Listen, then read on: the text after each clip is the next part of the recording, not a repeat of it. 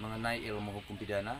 Akan tetapi sebelum kita jauh mengulas atau mengupas daripada ilmu hukum pidana ini, ada baiknya kita mengetahui 4 mendasar yang ada dalam ilmu hukum pidana. Yang pertama, apa pengertian daripada ilmu hukum pidana itu sendiri? Yang kedua, apa yang dimaksud dengan ilmu hukum pidana? Yang ketiga, apa objek yang ada di dalam ilmu hukum pidana? Yang keempat, apa tujuan daripada ilmu hukum pidana?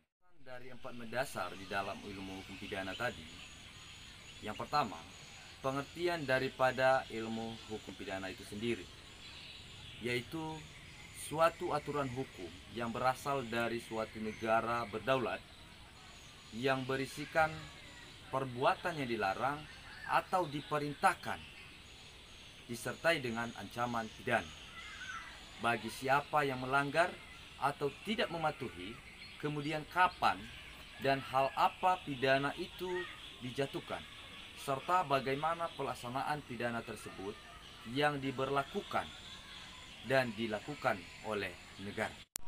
Tujuan ilmu hukum pidana. Yang dimaksud dengan tujuan ilmu hukum pidana ini adalah tidak lain dan tidak bukan untuk mengetahui objektivitas hukum pidana positif. Ini hal-hal penting dalam ilmu hukum pidana.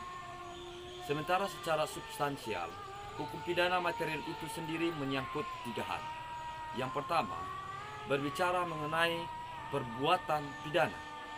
Yang kedua, berbicara mengenai pertanggungjawaban pidana. Yang ketiga, berbicara mengenai sanksi pidana. Demikian pembahasan kami mengenai ilmu hukum pidana.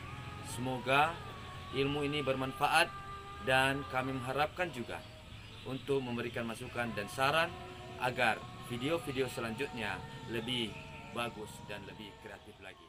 Terima kasih.